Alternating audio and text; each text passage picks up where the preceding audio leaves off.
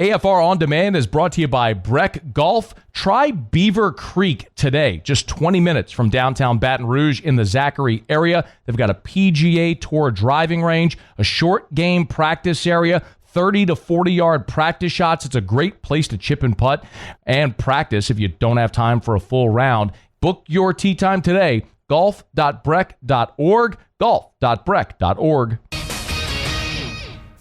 Matt Moscona. I'm very important. After further review. Say it one more time. After further review with Matt Moscona. And here we go. Live from the Raising Cane studio. Let's rock!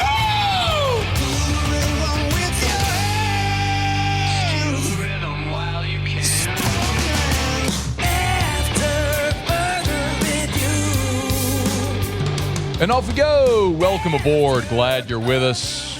AFR presented by Relief Windows. I'm Matt. This is Shaq O'Neal, and I hate Matt. Taylor Sharp.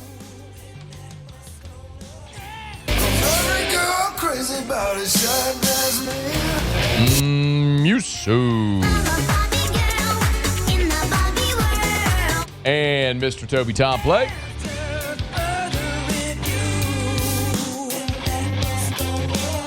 All right, we're here. Glad you are as well. Get out there.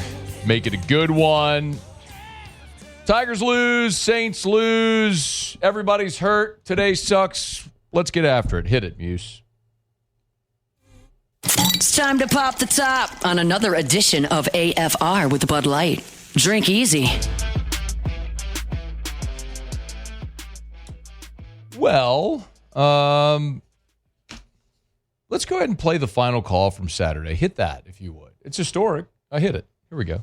Final seconds roll off the clock. Horn sounds, and this one is in the books. Vanderbilt, with the victory today, they move to 6-1 on the season, 2-1 in SEC play. For LSU, they fall to 5-2 on the season, and now at 500 at 2-2 in SEC action. All over with. Yeah, that's enough. We're good. Thank you. Yeah, I don't need to hear any more from Chris Blair. We're good. Thank you. Historic, because for the first time in 35 years, LSU loses to Vanderbilt. So remember it. I mean, something happens. That's Muse. That's for Muse and Taylor, first time in your life. Yeah. Yeah. Okay. Yeah, absolutely. Yeah. Historic. An historic call. LSU lost to Vanderbilt. Clearly a disappointing result. LSU losing 31-24, but it serves as a reminder. The floor, not only in the SEC, but in all of college football, the floor has been elevated and the ceiling has been lowered. And there are just no dominant teams. This resembles the NFL, where on any day, somebody can get got. And LSU got on Saturday morning in Nashville. There's two things that I want to talk about. One, of course, is the game and how it all played out. And two is sort of the bigger picture for this season and beyond. So we'll do that here as we start. Going into the game all week, Brian Kelly and his staff emphasized the need to maximize opportunities.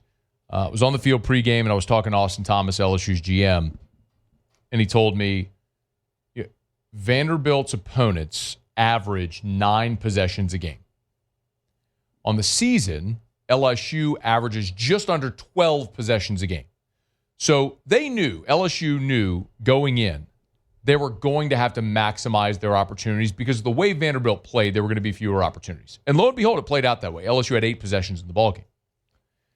And LSU did maximize their possessions. They scored on 5 of the first 6 possessions in the game. For the first time all year, LSU got points on its first possession. In the previous 6 games, LSU's opening possessions, 5 punts and an interception. The interception was the tip drill against Louisiana Tech. So you get points on your first possession. You score 5 of your first 6. The problem is 3 of those 5 were field goals. And the one where you didn't get points was a missed field goal. And it's just an illustration of what has been LSU's biggest problem this year, and it's the inability to finish drives. It's not moving the football. It's the inability to finish drives. Opening possession, you get all the way down to their 28-yard line, sack, Xavier Thomas drop, 3rd and 13, you blow a timeout, incomplete pass, 48-yard field goal. You get a touchdown on your second drive. On your third drive, this was the missed field goal. You get down to the Vanderbilt 37. You're moving. You got 2nd and 4.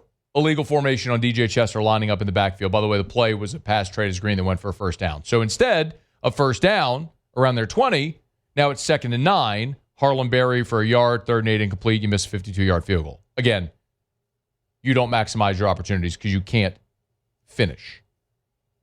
Your next possession, all the way down to the Vanderbilt 23-yard line. Caden Durham, first down, 2-yard loss. 2nd and 12 incomplete, 3rd and 12 incomplete, 42-yard field goal. You want me to keep going? First possession of the second half was Xavier Thomas' incredible 62-yard effort. Your next possession, Caden Durham rips off a 51-yard run. You're all the way down the 1-yard line. And then what happens? You burn a timeout because Barry and Brown's jawing with a defensive back, and so Cortez Hankton wants to take him out of the game. They run Chris Hilton on.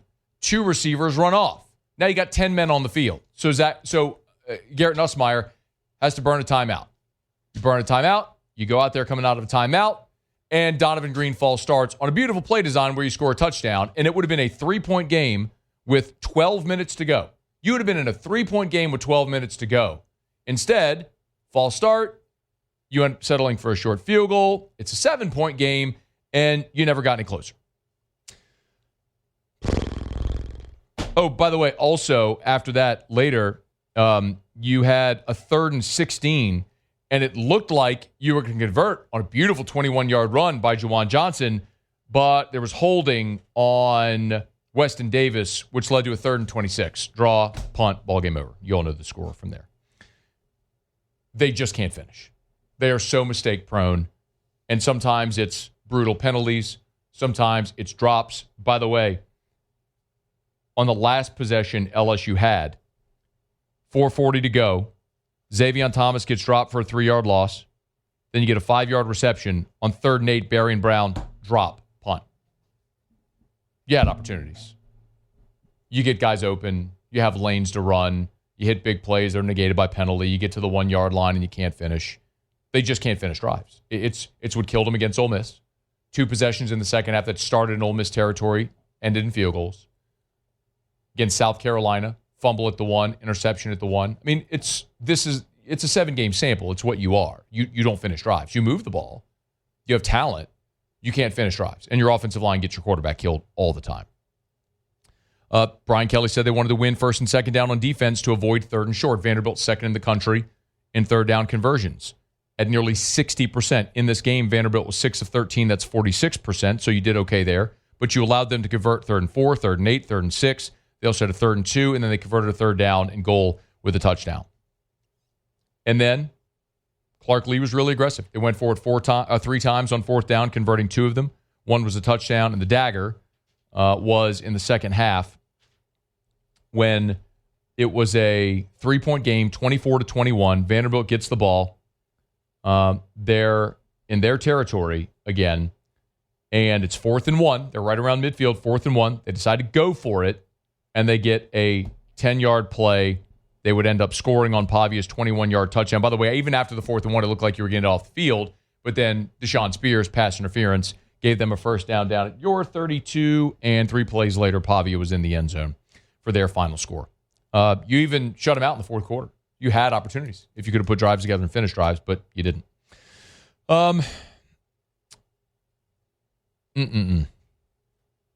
Look, you were. I'm not blind to the fact that you were down Whit Weeks, Bernard Gooden, Jamari Butler. You lose Tyree Adams during the game. I mean, one of the real strengths of this team was supposed to be the defensive front and the depth you had. You know, your 2 deep at end was out with Butler and Relaford. Your best defensive tackle, Gooden, was out. Arguably your best defensive player, Whit Weeks, was out. I'm not going to minimize their absences. That's a lot to lose. And the defense gave up 240 rushing yards. Would it have made a difference if those guys were out there? Hard to say it wouldn't. I mean, everybody has starters and backups for a reason, but your depth was really challenged. I mean, you're seeing guys like C.J. Jackson out there running around for the first time trying to make plays on the road against a a ranked team. Tough to do. I'm not criticizing those young guys. Just a tough ask. There was some positives. Trades continues to emerge. Harlem Berry for the first time. We got to see really get some action. 5 yards a carry, 11 carries, 55 yards. That was encouraging to see. Good vision lanes. I can't help but look back to Ole Miss and say, without Caden Durham, what if they had actually given Harlem Berry 15 carries to see if you might have been able to establish the run? Could that game have been different? They didn't. Hindsight now, 2020, we'll have to look and wonder. But it was encouraging to see some of those young guys continue to emerge offensively. But you lose 31-24. You're 5-2. You're a 2-loss team in the conference. No team has won the SEC with 2 conference losses since LSU back in 2007. So improbable to think that you're going to go on some type of a run, especially with a sample size of 7 games. It illustrates what you are and what your shortcomings are that you just can't overcome. You have a leaky offensive line. You get Garrett Nussmeier killed. The defense is on the field too long. It's a shame because you have a lot of talent on this team and you have a lot of the pieces there to be really good. They just haven't been able to put it together consistently enough throughout the course of the season. And as we talked about, the ceiling is lowered. The floor is raised. There are no doormats anymore. And that's kind of the other part of this conversation, which is the big picture. It's hard to predict LSU to run the table. It's laughable to think that they will. Mathematically, you got to get to 10-2, right? A year ago showed us you got to get to 10-2 to be a playoff team at large, which means LSU would have to run the table. Again, it would be totally disingenuous of me to sit here and tell you they have a shot to do that. They don't. The offensive line is bad. Nussmeier's getting killed. The defense is injured and giving up way too many yards. They don't finish. It's all the things. The flip side of it is, I would tell you LSU is capable of beating anyone left on their schedule. I'm not telling you they're going to win out or they're going to beat. I'm just saying they are capable of beating anybody else on their schedule. Did you look at the point spread for Texas A&M? I thought that line would probably open up A&M 6. It's 1.5. The odds makers basically think it's a coin flip Saturday in Tiger Stadium. Why? Did you watch A&M this past weekend? They gave up 42 points at Arkansas. They held on 45-42.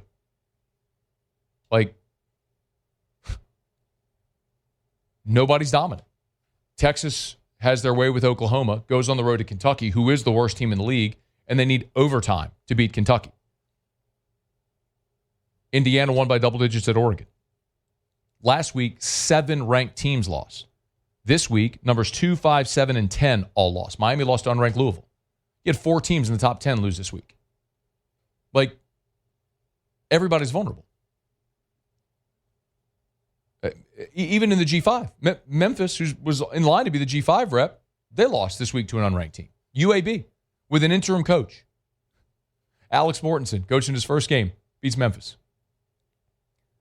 So, I understand all of the unrest with LSU fans, and you are right to be upset. And my hand's in the air. I picked this team to win the SEC. I looked at all they added defensively, all they spent, all in behind a fifth-year senior quarterback, and I wrongly assumed that the issues on the offensive line could be patchworked with a couple of transfers and some really talented young guys getting a chance to start for the first time. Dead wrong. Offensive line has been awful this year. And whoever you want to blame Brian Kelly, you want to blame Austin Thomas, you want to blame Joe Sloan, you want to blame Brad Davis, blame them all. Because everybody is culpable to some degree. If it's the identifying talent, missing the inability to develop the talent, calling plays to utilize your talent properly or try to mask some of your deficiencies, all of it. Everybody's culpable to some degree. So blame who you want to blame today. I'm not sitting here telling you don't point fingers and lay blame wherever you want. But it is massively disappointing for a season. Someone rightly pointed out this weekend that I said over the summer, if LSU went 8-4, it would be a cataclysmic failure. And I believe that. This season ends 8-4 or 7-5, which it could. That is a cataclysmic failure, considering all you have invested in this team to make a playoff run. And listen, you got 5 games to go. Let the dust fall. Let the dust settle wherever it does at the end of the season, and you'll make certain decisions about what happens. But the way you're trending right now, it is almost impossible to imagine there not being some type of change within this football program. I'm not talking about Brian Kelly. He ain't going anywhere. The only way Brian Kelly's going anywhere is if he decides he's going somewhere. They ain't firing him. So park that conversation. That ain't happening. But everything else would have to be on the table when you have a result like this. I get it. You've lost 2 road conference games against ranked teams. That's not an unforgivable sin. But it's the manner in which it has played out through 7 games that feels inexcusable. All right, it's after further review. Show Open Every Day is brought to you by Bud Light. Drink easy with the great taste of Bud Light, the official beer of AFR. Drank me a few Bud Lights this weekend, I'll tell you that much. Literally sitting in the hotel room in Nashville. Halftime, I went down to the bars. Like, give me 4 Bud Lights. Brought it back to the room. Watched the second half and took a little bit of the edge off. Drink easy with the great taste of Bud Light, the official beer of AFR, the official beer of the LSU Tigers. All right, y'all. We're brought to you by Relief Windows and ReliefWindows.com, title sponsor for our Monday shows all throughout the year. Let me knock out a quick break from bad to worse. The Saints are 1-6. Let's talk about how much they stink in losing 2 starters for the rest of the season. It's AFR. After further review. We're brought to you by Goodwood Men's Sexual Wellness. Visit yourgoodwood.com. That's yourgoodwood.com. Hey, a lot of you are already on hormone replacement therapy. So a lot of you guys, I'm talking to you. You know who I'm talking to. If you're like me and you're on HRT or have been for some time, I want to give you a couple of reasons why you should consider switching from wherever you currently are to Goodwood Men's Sexual Wellness. Number one, their lengthy menu of services, and they're great to deal with, obviously. They can ship your medicine to your door, lowest prices, never any contracts, all that stuff. But number two, every 6 months or so when you get your blood labs done, at other places, you pay for out of pocket for those blood labs. At Goodwood Men's Sexual Wellness, they pick up that cost. Another reason to switch. Give them a shout today. Yourgoodwood.com. Check them out online. Again, yourgoodwood.com. After further review, presented by Relief Windows. Windows, doors, siding, and we do shutters too.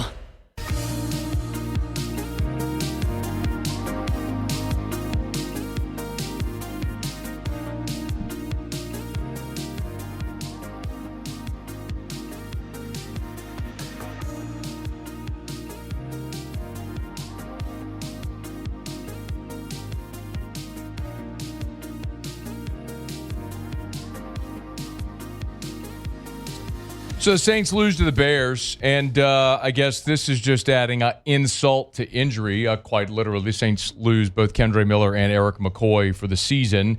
The insult would be Ben Johnson giving Dennis Allen the game ball after the Bears pounded the Saints into oblivion. Cool. I promise that's a thing that happened IRL, but apparently the audio doesn't want to work. Just trust me, it happened. Ben Johnson gave Dennis Allen the game ball. I've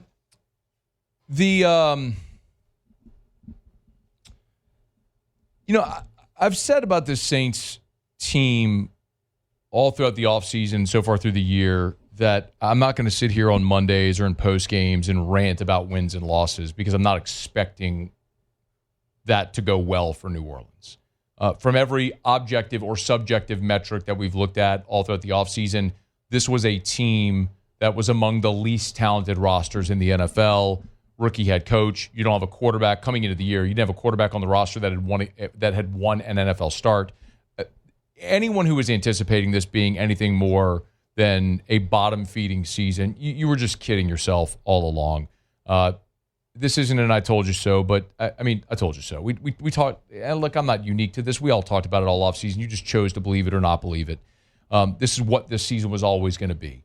So I'm not mad that they lost again. I'm mad that you have an incompetent general manager that built a trash pile of a roster that can't win football games or be competitive. I'm mad about that. I'm mad about the inability to manage the salary cap, wasting multiple drafts, investing first-round picks consistently in the line of scrimmage and missing consistently on Cesar Ruiz and Trevor Penning and Brian Brzee. I mean, just look, you got first-round picks everywhere. They just aren't any good. You're not good.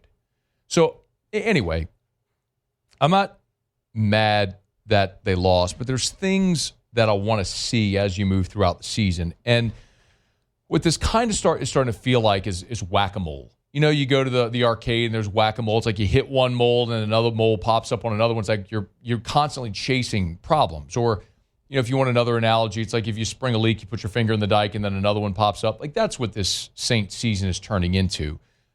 One of the issues they've had, real issues for the last 4 weeks, it's almost unfathomable to say this out loud, but for 4 straight weeks, you have allowed your opponents to score a touchdown on each of their first 2 drives.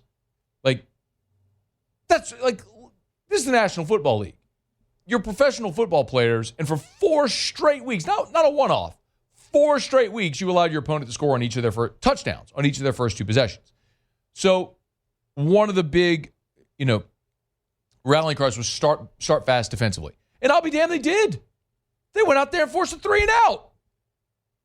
Chase Young almost had an interception, batted a ball right in the air. I mean, he kind of hit him right in the face mask, almost intercepted it. Anyway, 3 and out, they punt. And what do you do on your second play? Your first-round pick-laden offensive line gets Spencer Rattler pressured, and your quarterback, who's probably a career backup in training, fumbles, and they get the ball after 2 plays. Boom. Now your defense came up with a stop, so 3-0, and then Quincy Riley comes up with a pick. That's encouraging, right? One of your young draft picks, hoping he might emerge into a starting quarterback. Really nice play down the sideline. And the offense stalls, and so you send who out there but Poopy Groupie, who misses another one, because that's all Blake Groupie does is miss field goals. 70% Blake Groupie is on the season. 7 games. Saints are 1-6. Blake Groupie is 70% on the season. He misses one every week. He is awful. Like, don't tell me anymore about how good Blake Groupie was in training camp.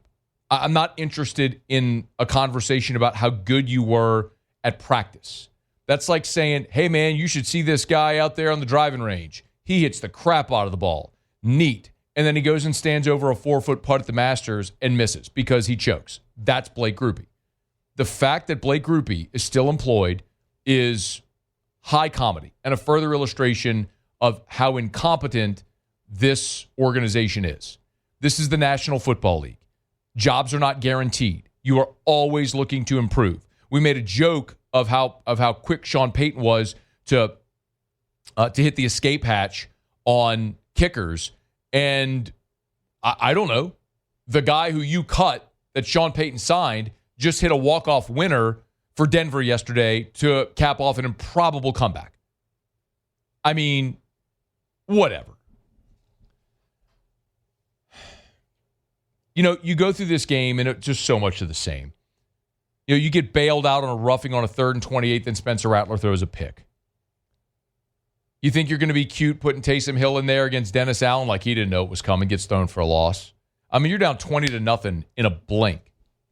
And then, you decide to get a little brave and go for it on a 4th and 1. Alvin Kamara gets stuffed with 1:38 to go in the half. And I'll be damned. You actually showed a little life. You force a 3 and out. You get the ball back. You throw a 57-yarder to Olave, and he would score. And then you get the ball to start the second half, despite the fact that you were holding on the kickoff return because you're bad at everything in special teams. You end up scoring another touchdown to make it 20-14, and then you wouldn't score again. I had some people come at me with the whole, hey, Chris Olave must have heard you last week, dogging on him. Great. Need I remind you that Chris Olave was a first-round draft pick that Sunday, amid his 4th NFL season, finally had a 2-touchdown game. You know that movie, Little Big League? I love that movie. Where the little kid gets to manage the Minnesota Twins. Nepotism at its worst. But, the grandpa owned the team, and then the grandpa dies, and he leaves the team to his 12-year-old grandson, and then he names himself manager. There's a scene where, there's this great player, is their all-time great hitter, and he's just at the end of his career, and he's done. But Billy, the kid, he doesn't want to cut him because he's his favorite player. And the guy gets a C&I single, and he tells the old surly bench coach, see, I told you he could still do it. And the old surly bench coach goes, Hey, if you're that excited about a seeing eye single, isn't that kind of a problem? Doesn't that tell you the story? Same thing about Olave. You're that excited about a 2-touchdown game? Like, Kayshon Boutte was an undrafted free agent who's out there catching balls left and right, scoring all over. Greatest value add in the NFL right now. 4-year, $4 million deal for Kayshon Boutte. Saints just picked up Chris Olave's 5th-year option. They're working on a contract extension. This dude can't make a contested catch, and finally in year 4 has a multi-touchdown game. Don't come in with anything on Chris Olave. He stinks. Trade him. Or pay him like a number 3, because that's all he'll ever be in the NFL. He's not a 1, never will be. Really taking it easy on Spencer Rattler, because I think Rattler's been efficient. He has been efficient. Up until yesterday, he had 1 interception on the season. And, I think that's kind of what you needed, was a guy to play within himself. Not make mistakes, give yourself a chance, and by and large, he had done that. And then on Sunday, he turns the ball over 4 times. The fumble that we talked about, 3 interceptions, poor decisions, and those are the types of things for any NFL team. When you turn the ball over 4 times, they're going to get you beat, especially when you're one of the worst rosters in the NFL, like the New Orleans Saints are. So I think you're getting close here to making a decision about when we're going to see Tyler Shuck. You can't justify continuing to run Spencer Rattler out there. And again, I want to be clear. I'm not saying the reason the Saints are 1-6 is at the feet of Spencer Rattler. They've had opportunities. Look, if Juwan Johnson catches a contested ball at the goal line week 1, you beat Arizona. I mean, you've had opportunities. Now, you're terrible on the road, but you've had opportunities in all of your home games. But it's also clear that Rattler isn't getting you over the hump. He is not elevating you. And then he hurt you on Sunday with 4 turnovers. But ultimately, your bye week is coming in week 11. And your season is not going to get any better. You play Tampa this week, you're going to lose at home, and then you got to go to the Rams and to Carolina. You're probably going to be 1-9 going into your bye. So if you're 1-9 going into your bye, that's when you have to give Tyler Shuck a shot. Because you're going to have an opportunity potentially at the number 1 overall pick. You're going to be right there with, if it's Miami, if it's Cleveland, whoever it Jets, whoever it's going to be. You're going to be in that mix for the first overall pick. And you're going to have an opportunity to draft whoever is the best quarterback in this draft. And you have to know when April rolls around if you're committed to Rattler or Shuck. And so eventually you're going to have to give Tyler Shuck a shot to see if there's anything there you feel like you can build around and make him a franchise quarterback. And then in that case, you got a top 5 pick. You're picking the best receiver. God help them if they pick another offensive lineman. You're picking the best receiver, a number 1 lockdown corner, whatever it may be, an elite edge rusher, something like that. That's going to help you be better somewhere else on the field. But you're getting to that point. And Sunday was validation of that. It was a bad day for Spencer Rattler. It was a bad day for the whole team. And it was even exacerbated by the fact that you lose both Kendre Miller and Eric McCoy for the remainder of the season. By the way, Mike Detilier's old betting line, 80% of the time a team loses its starting center, they fail to cover. I bet on the Bucs. I will be betting on the Tampa Bay Buccaneers to cover Sunday in the Dome. But a disappointing day because some of the progress that you had hoped to see just wasn't there. And you just haven't seen that consistent growth here as you approach the midway point of this season. And it's hard to imagine that there are better days ahead this season for these New Orleans Saints. They're not close to being good. They're not going to be close to being good this year. And eventually, we've got to see what Tyler Shuck has, because as you start to plan toward next year and beyond, you got to know if you have anything at quarterback with either of these guys. You got enough of a sample size of Spencer Rattler now to know what he is. Does some nice things. Probably never going to be more than a backup in the NFL. Let's see what you have with Tyler Shuck. It's about that time. All right, it's after further review. We're brought to you by Lee Michaels Fine Jewelry, lmfj.com, lmfj.com for Lee Michaels Fine Jewelry. 10 locations all over. You got Baton Rouge, New Orleans, Lafayette, Shreveport, even Texas and Mississippi. You can find the location nearest you at lmfj.com, lmfj.com. We're inching closer to the holiday season, gents. A lot of you like to propose around Christmas, great opportunity to get by Lee Michaels Fine Jewelry and see their amazing selection of beautiful diamond engagement rings. You can always start online at lmfj.com. No matter your budget, you're always going to get that Lee Michaels experience. It's Lee Michaels Fine Jewelry, lmfj.com. Okay, y'all, it's after further review. Let me knock out a quick break. Just got a text from Peter Burns. He's got to bow out today. No worries. We have plenty to talk about. So we'll miss Peter, but we will get into more about the SEC weekend, Billy Napier being fired, who's next at Florida, what does it mean for Lane Kiffin, all that stuff as well. Stay with us here on AFR. AFR. Let's rev. If you own a business or for your own home and you want lightning fast internet, you want Rev. Let'sRev.com. Let's Rev, R-E-V. Let'sRev.com. An all-fiber network, and they are all about the service.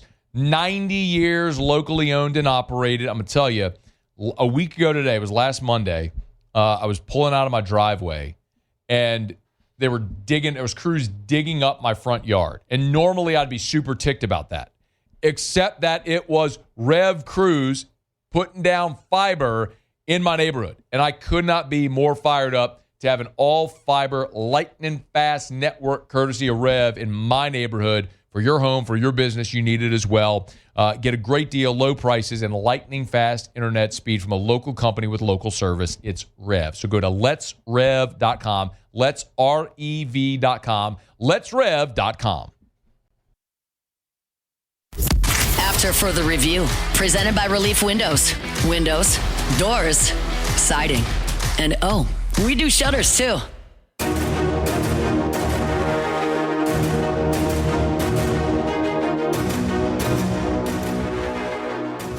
A lot of it has to do with playing down to the level of competition. I mean, you saw it this year. Everybody knew that run was going to be a difficult stretch between LSU and Miami and Texas A&M. But when you drop a home game to USF, that completely took away your credibility and your margin for error during that 4-game stretch. So, I think the losses are hard to swallow. The manner in which they've lost is hard to swallow, particularly with the talent. This is the most talent that he's had on his roster since he's come to Gainesville. That is former Gators receiver Chris Doering, now, of course, of the SEC Network, on why Florida ultimately moved on from Billy Napier. The writing was on the wall. It was an inevitability. The boosters went to Scott Strickland and said, hey, man, make a change or we're not giving you any more money. So at that point, your hands are tied. Some people made a big deal of the fact that it was after a win. I'll remind you, Ed Ogeron got fired after a win. LSU beat Florida. That was the day where Ty Davis-Price set the single-game rushing record, ran for over 300 yards. The next day, they fired Ed Ogeron. He coached out the remainder of the season, you'll recall. But I don't really care. It was more that it was going into the bye. It was the right time to do it. The other interesting thing is that Jabbar Jalouk, who's the associate head coach, was supposed to be the interim. They instead named Billy Gonzalez the interim because, Jabbar Jalouk slapped the hell out of an LSU player in the face on the field before a game. Scott Strickland, a gutless coward for not firing Jabbar Jalouk on the field at that moment for striking a player. Still one of the most egregious, unforgivable things that I can imagine. Like, how in the hell an adult human who is paid as an overseer, caretaker, a coach, an influencer of young people, strikes in the face a player on the field, pregame, with cameras rolling, and that man still has a job, is unforgivable. I know some of y'all New Orleans people who love Jabbar, the whole New Orleans high school coach fraternity, y'all get pissed at me for saying that. I don't care. Right is right, wrong is wrong. That dude should have had his ass fired in that moment, and it cost him an opportunity now because he would have been the interim head coach. Hopefully his ass is out with Billy Napier as well when his season's over. In any event, you're looking at who's next at Florida. Odds from sportsbetting.ag. Lane Kiffin is the betting favorite to replace Billy Napier, followed by Jeff Brom from Louisville.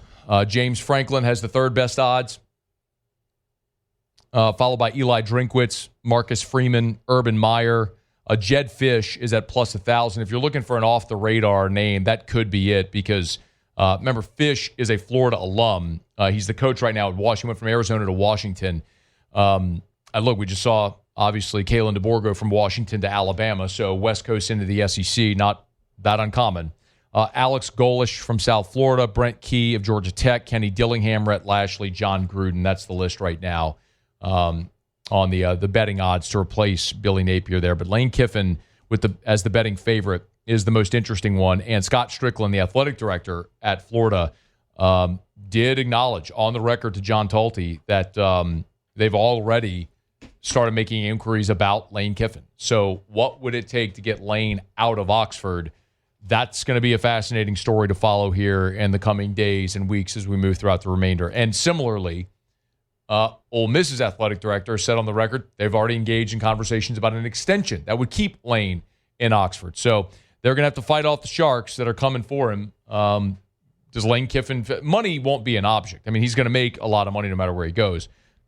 It's a matter of, does he feel like he can win a national championship at Ole Miss? And if he does, I think he'll stay. And if not, I think he'll leave. I think it's that simple. We'll find out. All right, it's AFR. We're brought to you by Shaw Bills Tire and Auto Service, ShawBillsTire.com. ShawBillsTire.com with locations all over South Louisiana. Remember, at Shaw Bills, they sell you name brand tires at wholesale prices. So if you need tires, you want to get them where they're the cheapest, so you go to Shaw Bills Tire and Auto Service. Right now, by the way, through the end of the month, through October 31st, got a great deal going on right now over at Shaw Bills, where they're going to combine the manufacturer's offer with the in-house offer. And with that, they're going to save you over $200 on new Michelin tires. You could learn more right now at Shaw Bills Tire and Auto Service, ShawBillsTire.com, ShawBillsTire.com. It's Shaw Bills, where we keep you rolling. All right, do it every day about this time. Let's go around the SEC. Around the SEC, bringing you the biggest news from the nation's best conference, the South Carolina Gamecocks. Shane Beamer was asked Sunday about being a candidate for Virginia Tech's coaching vacancy, saying his, quote, dream job is the one he has with South Carolina. Spoke to the Carolina team, and the media report suggested that he could return to Virginia Tech. Wouldn't be a bad time right now with Beamer's 48 years old and the South Carolina season not going according to plan. The Auburn Tigers. Starting center and projected first-round pick Connor Lew left the Missouri game with an injury. Turns out he suffered a torn ACL, and he will miss the remainder of the 2025 season. Injury happened on the first drive of the second half. He actually suffered a sprained MCL earlier this season. Became a starter during his true freshman season. Started all 12 games a year ago, and had started all 6 so far this year. The Georgia Bulldogs. Wide receiver Colby Young got banged up on that flea flicker, hobbled off against Ole Miss this weekend, hobbled off the field.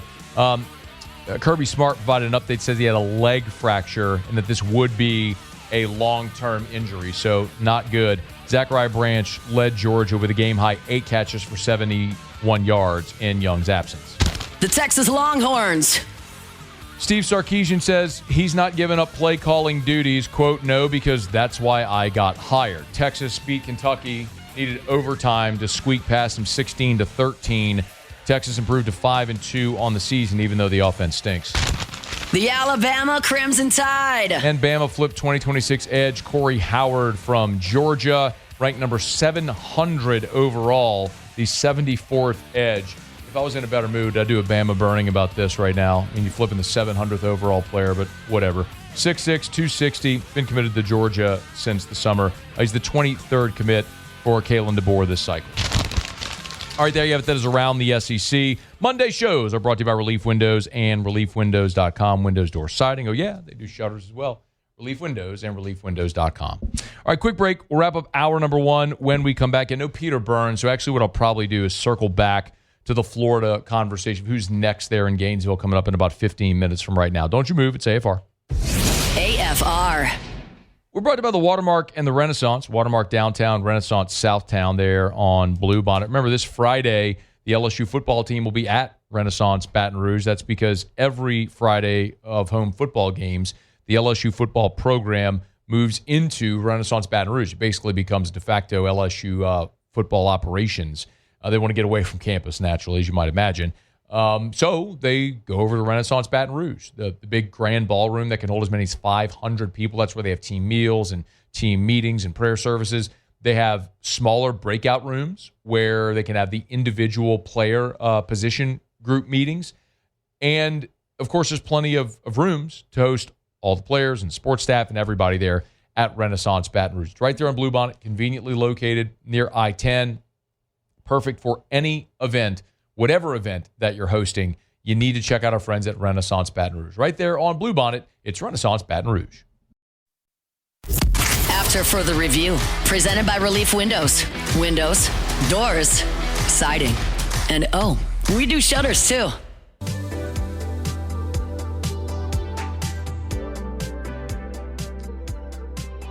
All right, wrapping up hour number 1.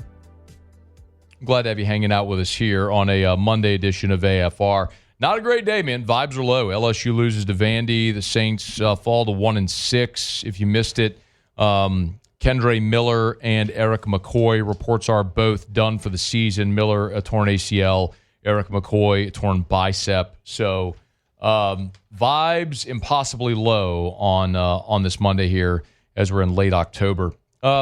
Usually on Thursday we do what to watch and then come back on Monday and do what we learned. But that would have been Musso, Paul, and Jordan. And Paul and Jordan aren't here. So, Musso, did you learn anything? I learned plenty. I remember what were your 3? Well, one of mine was the Napier thing. Remember, because I jumped the shark on it on Monday with takeaways. Yeah. So I did circle back to it. And the timing of that made a lot of sense. That's really why I hopped on it Monday. I mean, going into the bye week, big game ahead with Georgia, it just wasn't really going to get better. Another one was Sunday Night Football, and it had to do with just a classic letdown spot for the Falcons. And Michael Penix saying, the win against the Bills shows we're here to stay. Well, all right, man. Well, you're going on the road, short week, across the country to San Francisco. Is pretty darn good, even with all their injuries. And, I think that bore itself out on Sunday night. San Francisco is really in control of that game pretty mumuch from jump and never really let up. Christian McCaffrey. It's like to have a nice roster around even a career backup quarterback. That's why, look, San Francisco's 5-2. So after that win, yeah. And they were in control of that game, but you have a great roster. So all you need to do is tell Mac Jones, don't screw it up. And he hasn't. They're keeping the train on the tracks until Purdy comes back. And it looks like that could be this week for Brock Purdy to actually return, too. We'll see. And then the other one was Notre Dame USC, and it kind of, spun off a conversation we've had plenty here about Notre Dame and their playoff chances. And, USC also, they've really struggled going across the country. Phil Steele brings it up every week. They did again. They put up plenty of points. They just, that defense, the classic Lincoln Riley team. And Notre Dame, man, they got their marquee win that they needed, and they are alive and well in the playoff conversation. I know that's something you and I have talked about plenty. And Notre Dame's not losing again. It's just the one interesting thing is going to be whether or not the committee will look at a 10-2 Notre Dame not in a conference and view them the same way they would like a 10-2 SEC team. Because if you look at Notre Dame, they lost to Miami and Texas A&M, the only other 2 ranked teams they played, and now they beat Southern Cal. The rest of their schedule is Boston College, Navy, Pitt, Syracuse, and Stanford. So they have 3 ranked teams on their schedule. They beat Southern Cal. They lost to Miami and Texas A&M. They're 1-2 against the ranked opponents on their schedule. Is that enough to get them in? Probably, because they're Notre Dame, and they'll probably find their way in. And as I've talked about, the committee, they're a bunch of spineless losers who are just going to find the path of least resistance. And so you're going to put a 10-2 team in over a 9-3 team from a power league that played more ranked opponents because it's just the easiest way. It's the path of least resistance instead of trying to justify putting in a team with one additional loss. So, I fully expect Notre Dame will run the table. They'll be in at 10-2, rebounding after losing to Miami, Texas A&M, win 10 straight, and they'll make the playoffs. So maybe there's a landmine somewhere along the way. At Pitt could be tricky, but unlikely. They do have to finish the season on the farm out at Stanford, who got a nice win this past weekend. But in any event, we'll follow. But Notre Dame is likely going to be one of those bid stealers this year in the college football playoff. All right, it's After Further Review, brought to you by Evamore, EVAMOR. Drink Evamore. I'll tell you, one of the bummers about being in Nashville, couldn't find any Evamore out there. So did my best, but great to be home. Grab my 64-ounce bottle of Evamore every morning when I leave the house. Bring one when I come here in studio as well. EVAMOR, Evamore.com.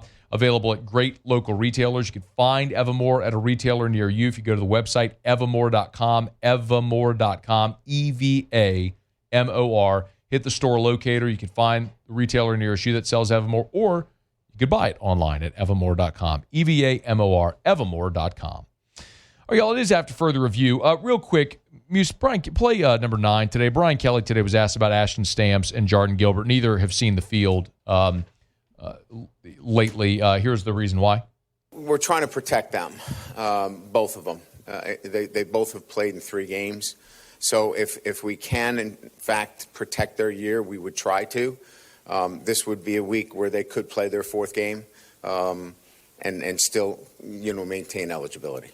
So similar to what they did a year ago with West weeks, when it was clear West and Witt and Zach were all going to try to play one season together.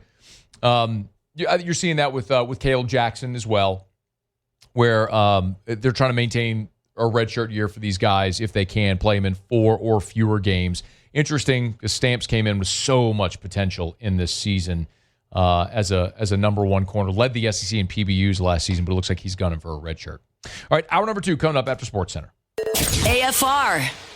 We're brought to you by Parish Restoration, parishrestoration.com. Kill mold, remove odor. Go to parishrestoration.com and kill other harmful pathogens as well. Remember, as we're heading now into cold and flu season, if you got a cold or flu bug running through the office, the school, church, whatever it may be, call Parish Restoration. They'll come out, spray their patented non-toxic dry fog treatment, and it's incredible because it'll kill dozens of harmful pathogens. If you got mold, they'll spray, close up the windows and the doors, they'll let it dwell. It'll kill everything down to the spores. As soon as the fog dissipates, you're back in, free, clear. It's totally safe. Remember, it's non-toxic, so it's totally safe for your family, for your pets, for your plants. It's a patented non-toxic dry fog treatment. It's Parish Restoration. Go to parishrestoration.com, parishrestoration.com if you want to schedule that consultation. Easy to do. Start there, parishrestoration.com.